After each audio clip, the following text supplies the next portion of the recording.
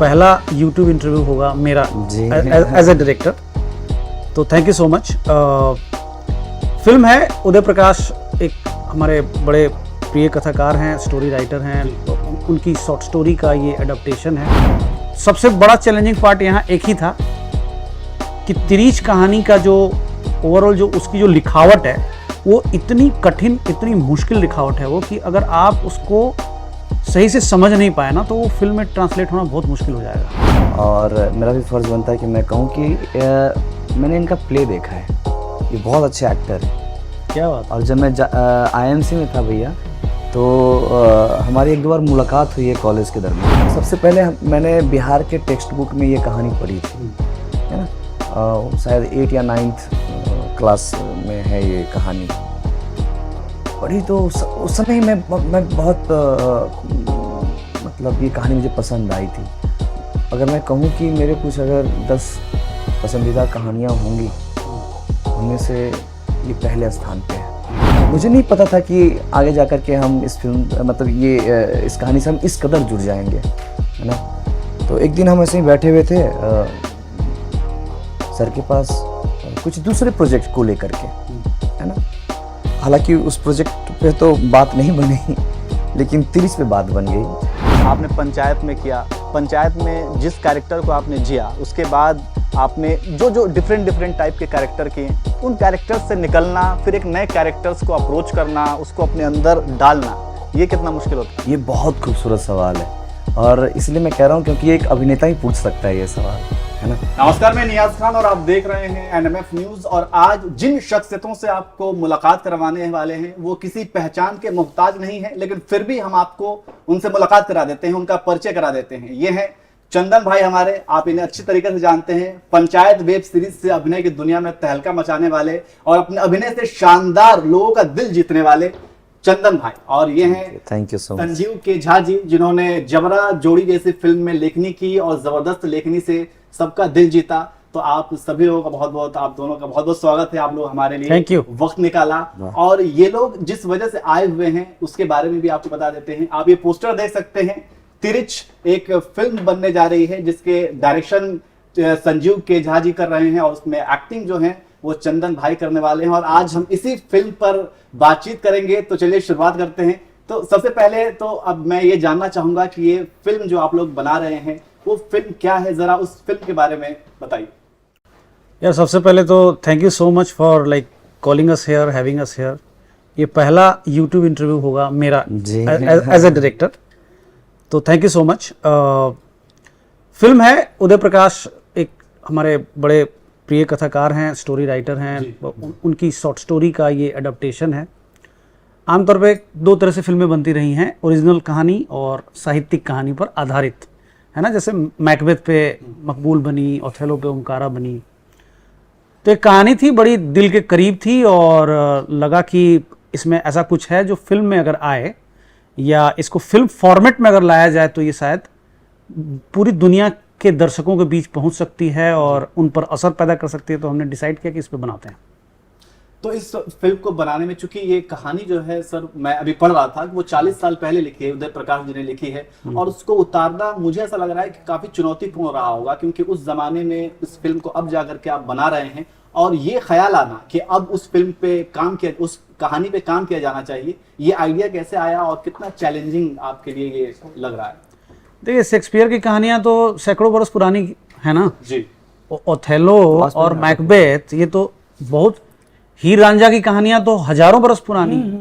तो ड्यूरेशन और ईयर का ये मामला नहीं था। हाँ, ये कई बरस पहले लिखी गई है, लेकिन मुद्दा क्या था कि क्या चीज थी जिसने हमें एक तरह से मोटिवेट किया या हमें उस तरफ धकेला कि हम इस कहानी पर फिल्म बनाने का फैसला ले सकें।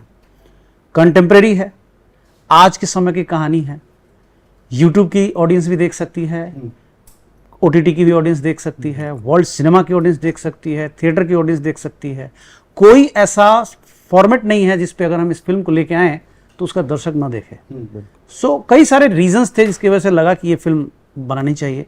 चैलेंजिंग, सबसे बड़ा चैलेंजिंग पार्ट यहाँ एक ही था कि तिरीच कहानी का जो ओवरऑल जो उसकी जो लिखावट है वो इतनी कठिन, इतनी मुश्किल लिखावट है वो कि अगर आप उसको सही से समझ नहीं पाए ना तो वो फिल्म में ट्रांसलेट होना बहुत मुश्किल हो जाएगा। तो उसको समझने में करीब 2005 में पढ़ी थी, 2024 है, तब से चाहता था फिल्म बनाना, तब से समझने की कोशिश कर रहा था। लिखना शुरू किया था 2 साल पहले, तो 2 साल राइटिंग चली है, तो इट्स लॉन्ग टाइम। 40 साल जो पुरानी कहानी है और अब का क्या मतलब, वर्तमान और इतिहास को, भूत को आपने कुछ टच दिया है या फिर जियों कहते हो उन्होंने आपने उतारा? कंटेम्प्रेरी बनाना पड़ा हमें। देखिए कोई भी कहानी, ये मेरा बड़ा पर्सनल इंटरेस्ट ऑफ एरिया है कि मैं, अगर मेरे ज़माने की कहानी नहीं है ना तो मुझे वो मुतासिर नहीं करेगी, मुझे नहीं लगता कि मैं वो उसको जस्टिस कर पाऊंगा। भारत में पार्टीशन से एक कहानियां बनी, कभी भी बन सकती हैं, बट मुझे नहीं लगता कि वो कहानियों को, उन कहानियों को मैं अच्छे से शिद्दत से बोल पाऊँ। इसमें जो बात थी, जो जैसा आपने कहा 85-84 में पब्लिश हुई कहानी है, तो समय के हिसाब से जो चेंजेस आए, समय के हिसाब से जो सोसाइटी चेंज हुआ, जो नई टेक्नोलॉजी आई, अब कोई क्राइम अगर हो जाए तो बहुत मुश्किल है, मतलब बहुत मुश्किल नहीं है उस क्रिमिनल को पकड़ना। बहुत सारे डिवाइसेस हैं, पुलिस एक्टिव है, एडमिनिस्ट्रेशन है, सब कुछ है। तो जो समय के हिसाब से जो चेंजेस आए हैं, उस हिसाब से जितना तब्दीली करना था उतना हमने किया इसमें। चंदन साहब जी, चंदन भाई, आप मतलब इस फिल्म के लिए आपको कैसे अप्रोच किया गया और इसमें आपका किरदार क्या है? आप थोड़ा लेट से हम तक आए हो, बट मैं एक चीज़ कहना चाहूँगा भाई, आपने बहुत बढ़िया इंट्रोडक्शन दिया जी। और मेरा भी फ़र्ज़ बनता है कि मैं कहूँ कि मैंने इनका प्ले देखा है, ये बहुत अच्छे एक्टर हैं। क्या बात है। और जब मैं IMC में था भैया, तो हमारी 1-2 बार मुलाकात हुई है कॉलेज के दरमियान, और जिस बहरूप ग्रुप के में मैं थिएटर करता था, वहाँ भी आपने वहाँ भी थिएटर किया है? जी हाँ, उससे जुड़ा हुआ हूँ। उसी वक्त से मैं आपको जानता हूँ। जी। ये बड़ी अच्छी बात है और फाइनली हम लोग फिर मिलके, मुझे पता चला कि आप आ रहे हैं तो मुझे बहुत ही खुशी अच्छा। हुई। और इत्तेफाक से हमारी जब भी मुलाकात होती है, जो कि हमारे दोस्त हैं, आपसे जी। इस बारे में बातचीत भी होती रहती है। खैर, तो इस अपनी जो कहानी है तिरिच, जी अब ये कहानी अब तो ये फिल्म का रूप लेने वाली है। तो ऐसा हुआ कि सबसे पहले मैंने बिहार के टेक्स्ट बुक में ये कहानी पढ़ी थी, है ना, शायद 8 या 9th क्लास में है ये कहानी पढ़ी। तो उस समय मैं बहुत मतलब ये कहानी मुझे पसंद आई थी।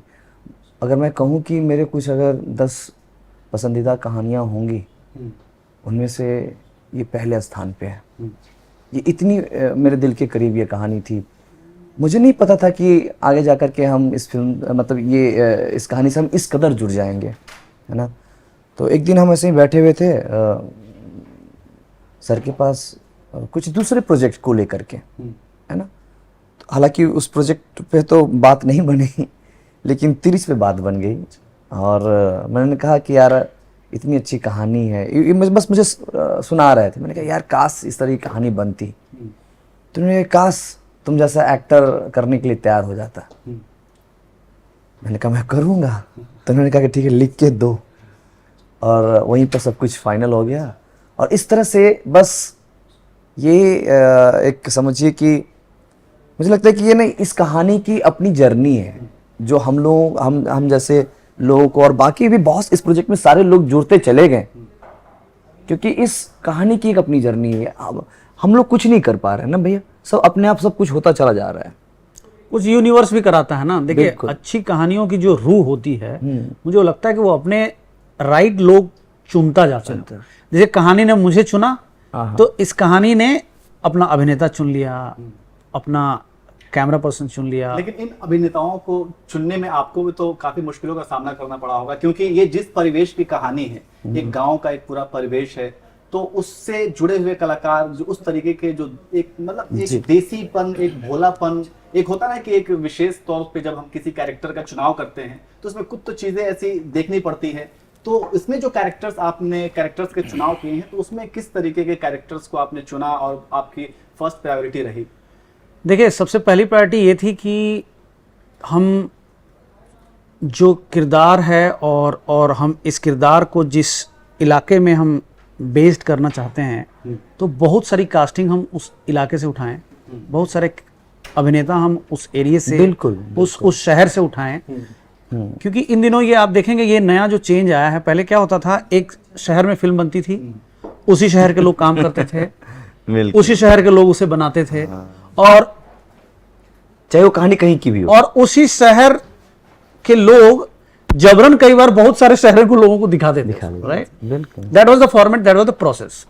अभी क्या हुआ है कि अगर एक बनारस में कहानी हो रही है तो हो सकता है कि कास्टिंग की टीम जाके बनारस में बैठ जाए, वहां के लोकल टैलेंट्स को वो निकाले, लोगों को निकाले और उनको उसका फिल्म का हिस्सा बना दे, है ना?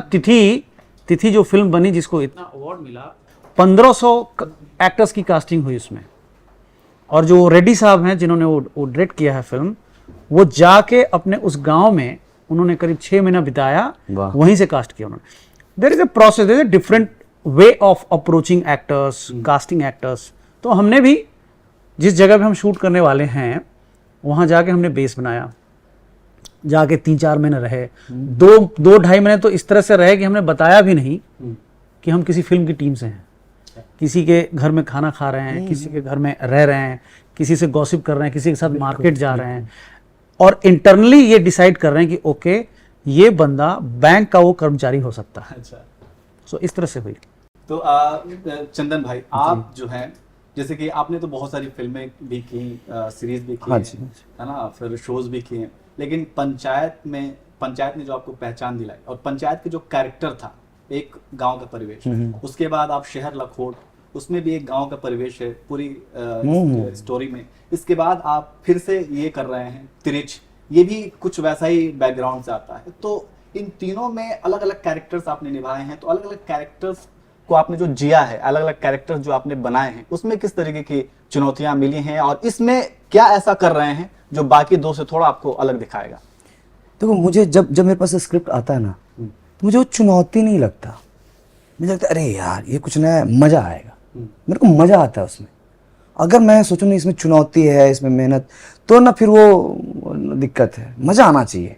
मुझे लगा कि अच्छा ये स्क्रिप्ट आई है, इसमें ये सारी चीज़ें हैं, जैसे शहर लाखोट में मुझे राजस्थानी उसमें डायलेक्ट चाहिए था, वो कैरेक्टर बहुत इंटेंस है, तो मुझे लगा अच्छा ये करने का मौका मिलेगा, और मैं बहुत एक्साइटेड, बहुत खुश। फिर उस तरह से उसको कैरेक्टर बनाया गया। मैं इसको कभी चुनौती की तरह नहीं लेता, मुझे ऐसा लगता है कि कुछ नया सीखने को मिलेगा, देखते हैं, करते हैं, मज़ा आना चाहिए। तो मेरा किसी भी स्क्रिप्ट को अप्रोच करने का ये तरीका है। चलिए, स्क्रिप्ट को तो आपने अप्रोच कर लिया, लेकिन उस स्क्रिप्ट में जो कैरेक्टर्स हैं, चूंकि एक कैरेक्टर, चूंकि मैं भी थोड़ा सा थिएटर मैंने किया है, तो ये होता है कि एक कैरेक्टर आपने जिया, तो उस कैरेक्टर को आप जब जीने लगते हैं तो आम जिंदगी में भी वो कैरेक्टर बोलता है, वो कहीं पे भी बात करेंगे तो उसमें कहीं ना कहीं वो झलक आएगी, तो उस चीज से निकल पाना बड़ा ही मुश्किल होता है। आपने पंचायत में किया, पंचायत में जिस कैरेक्टर को आपने जिया, उसके बाद आपने जो डिफरेंट टाइप के कैरेक्टर किए, तो उन कैरेक्टर्स से निकलना, फिर एक नए कैरेक्टर्स को अप्रोच करना, उसको अपने अंदर डालना, ये कितना मुश्किल होता है? ये बहुत खूबसूरत सवाल है, और इसलिए मैं कह रहा हूँ क्योंकि एक अभिनेता ही पूछ सकता है ये सवाल, है ना। तो देखो, कैरेक्टर मुझे क्या लगता है ना कि बनाने में वक्त लगता है थोड़ा सा, वो एक प्रोसेस। जैसे हम लोग थिएटर जब करते हैं तो महीने भर, 1.5 महीने हम उसकी प्रैक्टिस करते हैं, शो एक दिन में हो जाता है।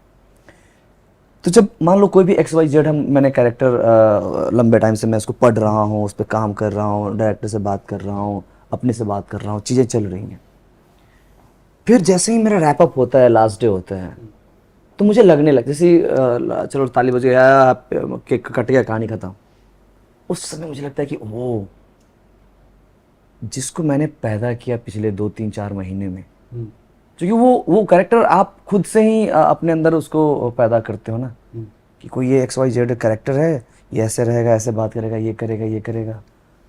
अब अचानक से, जैसे अगर मान लो ये आपका बैटरी से चल रहा है, उधर चार्जिंग पॉइंट है, अचानक से कोई हटा दे, तो ऐसे ही होता है मेरे साथ। जैसे कि यार अचानक से रैपअप हुआ और किसी ने वो पलक हटा दी, है ना। और दूसरा ये कि अब जो मैंने पैदा किया इस कैरेक्टर को, इसको बाबा ख़त्म करना होगा।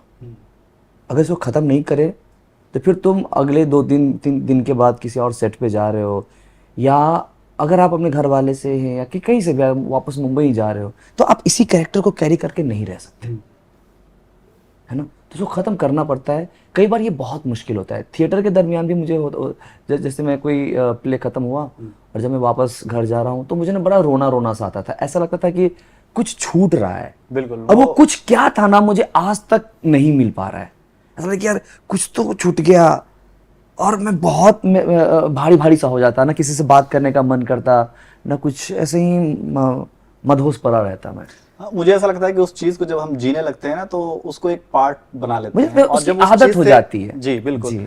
तो लेकिन आपने ये जो जिक्र किया खत्म करता हूं मैं, तो वो प्रोसेस क्या होता है, कैसे खत्म करते हैं आप? बहुत सिंपल है, जिसको आपने बनाया है उसको आप कभी भी बिगाड़ सकते हो मेरी जान, कुछ तो है ना। आप नहीं कुछ नहीं होता है, जैसे जैसे ये धीरे धीरे जाता है। जैसे बहुत सारे एक्टर्स हैं वो ये कह देते हैं कि मैं कहीं घूमने के लिए निकल ना, जाता हूँ, मेरा ऐसा या कुछ फिर नहीं किसी होता है। अलग माहौल में चला जाता हूँ। एक दो बार ऐसा हुआ है कि मैंने कुछ शूट किया, और जब मैं वापस मुंबई गया तो मुझे लगा था यार क्या खूबसूरत टाइम था, कैसे हम सेट पे, मुझे ना 2-3 दिन उसका रहता है, फिर अपने आप खत्म हो जाता है। मैं मतलब कुछ ऐसा नहीं है कि उसके लिए मैं घूमने जाऊं या कुछ ऐसा नहीं। फिर आप जैसे मुंबई के आबो हवा में जाते हो ना, फिर वहाँ नए लोग से मिल रहे हो, नए मतलब पुराने लोग से ही मिल रहे हो। अब हाँ भाई ये तो विनीत जी हैं, विनीत जी अच्छा मतलब गाते हैं, तो फिर मैं पुराना सब तारतम्य जुड़ जाता है, तो फिर मैं उसी तरह से हो जाता हूँ। मतलब कोई इसका कोई मेरे लिए कोई खास प्रोसेस नहीं है, है ना? जिस तरह से प्यार से आता है ना, उसी प्यार से धीरे धीरे उसको बाय बाय टाटा, समझ रहे हैं? संजीव जी मतलब दूसरा प्रोजेक्ट लेके भी उससे डिटैच हुआ जा सकता है, ये भी है। हाँ दूसरा प्रोजेक्ट आते ही फिर वो कैरेक्टर छोड़ करके बिल्कुल। दूसरा कैरेक्टर इंसान जीने लगता है। हाँ हाँ, वरना बिल्कुल। तो ये जैसे कि आपने जबरा जोड़ी, जैसे नहीं, मैं जवड़िया जोड़ी। जी माफ जी, कीजिएगा, हाँ। जबरिया जोड़ी मेरे शानदार आपने लेखनी की।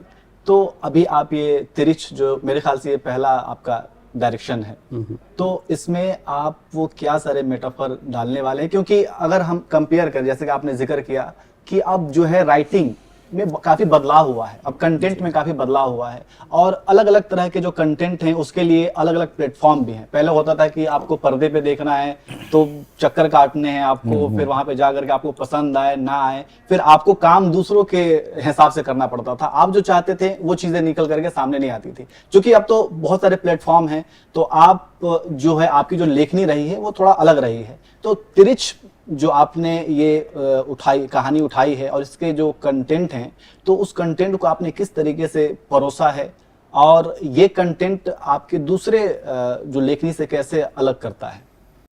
देखिए, मुक्तिबोध की एक कविता है, जी। तोड़ने ही होंगे दुर्ग और मठ सब, उठाने ही होंगे अभिव्यक्ति के खतरे। तो मुझे लगता है कि ये जो दुर्ग और मठ था, जी। इसको तोड़ने की जरूरत नहीं पड़ी, ये दर्शकों ने तोड़ दी। एक सेट पैटर्न है फिल्मों का जो पिछले 20 बरस में, 25 बरस में चला आ रहा है। वही कहानी, वही तरीके, वही फिल्मांकन, वही गानों का स्ट्रक्चर, फॉर्मेट। तो उन सब फिल्मों का मैं भी हिस्सा रहा, उस तरह की 1-2 फिल्मों का हिस्सा रहा।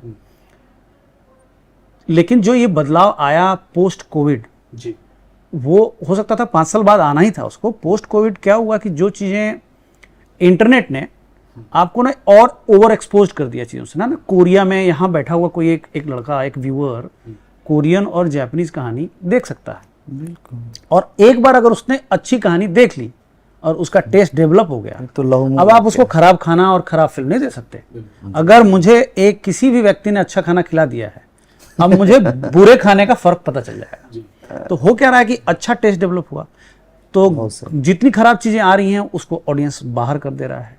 चूंकि अभी ऑडियंस इतनी ज्यादा रिजिड और वायलेंट नहीं हुई है कि हर खराब फिल्म को बाहर कर दे, तो कुछ फिल्में अभी भी अगर बहुत अप टू द मार्क नहीं है तो भी चल रही हैं, क्योंकि हर तरह की फिल्मों को एग्जिस्टेंस मिला। हम लोग क्या ये देख रहे थे ना कि day by day Indian cinema, Hindi cinema, हमारा बॉलीवुड, ये रीजनल क्यों होता जा रहा है? दुनिया ग्लोबल होती जा रही है। आपके कम्युनिकेशन के सारे अब जो डिवाइसेस हैं, आप लंदन में हैं, आप इंडिया में हैं, आपको फर्क ही नहीं पता चलेगा। Any day you can connect with anyone with video call, with zoom call. हम लोग 10 बरस पहले चिट्ठियां लिखते होंगे, चाहे 50 बरस पहले लोग लिखते रहे होंगे, अब तो वो दूरी का फर्क मिट गया ना। तो जितने एक्सपोज्ड हुए, जितनी सारी चीजें हमारे अंदर आई, उसका असर तो सिनेमा पे पड़ना ही था। सिनेमा पे पड़ा, इंगेज करना बड़ा चैलेंज हुआ अब, क्योंकि आपका इवन जो यूट्यूब और ये जो सारा कुछ, जो ये एक वैकल्पिक मीडिया आया, वो अब डिपेंडेंट तो है नहीं किसी दूसरे चैनल पे या किसी चीज़ पे, अब वो इंडिपेंडेंटली अपना एक वजूद रखता है और करोड़ों लोगों तक पहुंच रहा है। आपका चैनल तो मैं अभी देखा ना कि कितने लाखों करोड़ों लोगों तक पहुंच चुका है वो। That's the power of new time, new generation, the internet. तो मुझे लगा कि क्यों नहीं एक ऐसी मॉडल और ऐसे टाइम का हिस्सा हुआ जाए, रेदर देन वो पुराने ज़माने का हिस्सा होने के, जो पूरी दुनिया का है अब। मतलब now there is no need to make a movie for Mumbai, you can make movie for world, Mumbai में ही रह के। बट उसके लिए उस तरह की कहानी मिले आपको, है ना। तो तिरिश में वो बात थी, हमने कहा चलो एक अटेम्प्ट लेते हैं, करते हैं। तो फिर आप लेखनी से डायरेक्शन में आने में इतना समय क्यों लगा दिया? मैं एक्चुअली डायरेक्शन में आना नहीं चाहता था। मैं honestly like I am a happy writer. I can any day call my self a writer. फिर उसमें हुआ ये कि देखिए कई बार क्या होता है कि आप अपनी कहानियों को जिस शिद्दत से लिखते हैं, ज़रूरी नहीं कि निर्देशक उसी शिद्दत से उसको बनाए। हो सकता है वो उसको डायरेक्ट करने के कई और रीजंस हों, हो सकता है कि वो किसी एक सर्टेन ग्रुप से आता हो सकता है वो किसी एक सर्टेन ट्रेनिंग से आता हो सकता है वो किसी डायरेक्टर का असिस्टेंट हो और उसे एक फिल्म मिल गई हो। लेकिन जब आपके साथ, आपकी कहानियों के साथ मिसट्रीट होता है ना, आपका ही बच्चा है और कोई उसको अच्छा ट्रीट ना करे, तो आपको लगता है कि यार मैं अपना बच्चा उठा के हाँ। आपके गोद में क्यों दे दूं। सही बात है, जबकि मैं खुद सक्षम हूं बिल्कुल, क्यों नहीं। और नहीं भी सक्षम हूं, अगर उसमें अगर मैं गलतियां भी करूंगा तो सीखूंगा, ज्यादा से ज्यादा क्या होगा। बहुत सही बात। लेकिन और ऐसा हुआ है, अगर आप हिस्ट्री देखें तो there are many writers who became the directors. तो वहां से भी कॉन्फिडेंस आता है आपको। सबसे बड़ा कॉन्फिडेंस कहां से आता है मैं बताता हूं, राइटर से डायरेक्टर बनने का। फिल्म का एक ही पर्पस होता है, कहानी कहना, दूसरा कोई पर्पस नहीं होता। आप कहानी बोलते हैं, तो जब आपके हाथ में कहानी है तो अपने आप में एक बहुत बड़ा टूल है आपके पास। Now you just go and make it. सही। तुम्हारे पास एक कहानी हाथ लगी थी, मैं खुद लिखता था, मैंने कहा चलो बनाते हैं। छोटी छोटी डिवाइसेस से फिल्में बन रही हैं, छोटे छोटे फ़ोन पे फिल्में बन रही हैं, छोटे छोटे कैमरा हैं, इतने सारे इक्विपमेंट्स आपके पास, तो बहुत ज़्यादा धन की भी जरूरत नहीं है। बिल्कुल, अब आप लोगों के पास ज़्यादा समय भी नहीं है, नहीं तो और ज़्यादा बातें हम लोग करते हैं। आखिर में आप थोड़ी सी त्रिक्ष के बारे में आप बता दें दर्शकों को कि ये जो है कब तक फिल्म रिलीज हो रही है, कब तक देखने को उनको मिलेगी, और इस फिल्म में थोड़ी सी कहानी क्या है, थोड़ी सी बता दें बस।